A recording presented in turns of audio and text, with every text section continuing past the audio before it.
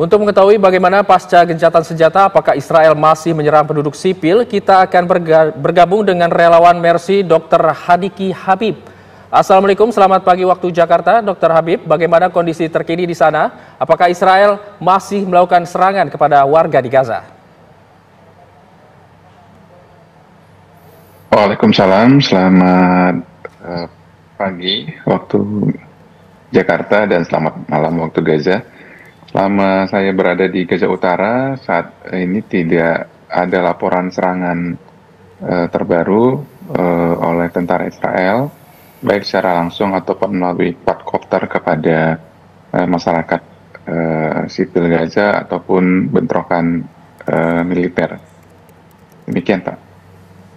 Ya, bagaimana dengan arus bantuan di sana? Apakah selama pasca gencatan senjata sampai saat ini arus bantuan masih terus masuk ke wilayah Gaza? Arus bantuan sudah masuk sampai ke wilayah Gaza Utara, namun memang masih terbatas karena penjagaan di koridor Netzarim itu masih ada, meskipun saat ini sudah diisi oleh tentara dari internasional, bukan lagi dari tentara Israel. Ya dok, ini apakah artinya untuk tahapan penarikan pasukan Israel ini sudah dilakukan? Ya, kalau sesuai dengan tahapan yang dikerjakan di darat itu tidak ada pasukan yang kontak langsung di wilayah Gaza sampai di Gaza Utara, tapi di area-area yang dulunya masih checkpoint sekarang digantikan oleh tentara internasional, dan di beberapa titik kita masih lihat ada dipasang bendera Israel, walaupun kita belum pernah melihat ada militer yang langsung berinteraksi dengan masyarakat. Ya dokter, tadi Anda menyebutkan bahwa arus bantuan hingga saat ini masih terus masuk ke wilayah Gaza. Apakah bantuan ini dibatasi atau tidak, dok? Bantuan tentu masih dibatasi, mulai dari luar Gaza maupun dari dalam Gaza, gitu ya. Dari luar Gaza itu bantuan yang masuk melalui Jordan dan masuk melalui Rafah, bantuan logistik itu jumlahnya masih terbatas, meskipun dibandingkan ketika saat perang ini sudah meningkat cukup banyak.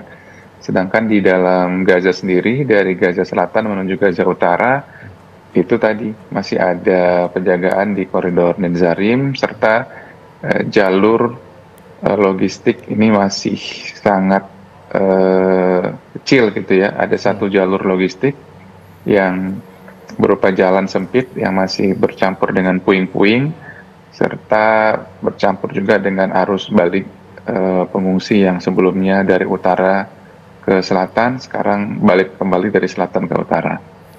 Baik dok, ini artinya dibatasi karena jalur untuk logistik ini kecil dan bukan karena dibatasi oleh pihak militer Israel, begitu dok? Ya, jumlah yang masuk dari luar Gaza ke dalam Gaza itu jumlahnya sekarang juga tentu terbatas, tidak bisa setiap hari masuk. Artinya masih ada pembatasan di situ.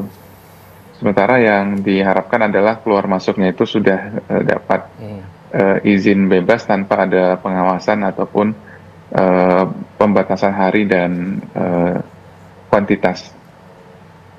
Dok, ini artinya untuk di border baik di Rafah maupun di perbatasan Jordania ini masih di bawah okupansi dari militer Israel atau bagaimana? Ya, di Rafah maupun di perbatasan Jordan yang melalui wilayah Israel itu kita memang masih harus mendapatkan izin dari otoritas Israel atau yang disebut dengan Kogat. Ya dok, kemudian dengan rumah sakit di sana, apakah saat ini sudah dilakukan rekonstruksi? Karena sebagaimana informasinya ini akan dilakukan rekonstruksi untuk rumah sakit di wilayah Gaza, dok. Ya, rekonstruksi rumah sakit ini belum memungkinkan, tapi renovasi area-area yang rusak itu sudah dikerjakan saat ini. Jadi di Gaza Utara sendiri, rumah sakit Indonesia yang sebelumnya tutup gitu ya, sudah mulai difungsikan hari ini layanan gawat daruratnya. Hari Jumat berarti ya, hari Jumat itu sudah mulai difungsikan layanan gawat daruratnya. Dan hari ini direncanakan untuk memperbaiki instalasi oksigen dan gas medis. Sementara di Rumah Sakit Kamal Adwan yang memang rusak berat, baru bisa memfungsikan layanan poliklinik dalam beberapa hari ke depan. Tapi untuk rekonstruksi bangunan secara keseluruhan ini masih membutuhkan waktu karena material yang ada belum mencukupi. Baik, terima kasih Dr. Hadiki Habib atas informasi yang sudah dibagikan dan terima kasih sudah bergabung di Kabar Pagi hari ini. Sehat selalu, Dok. Baik, terima kasih.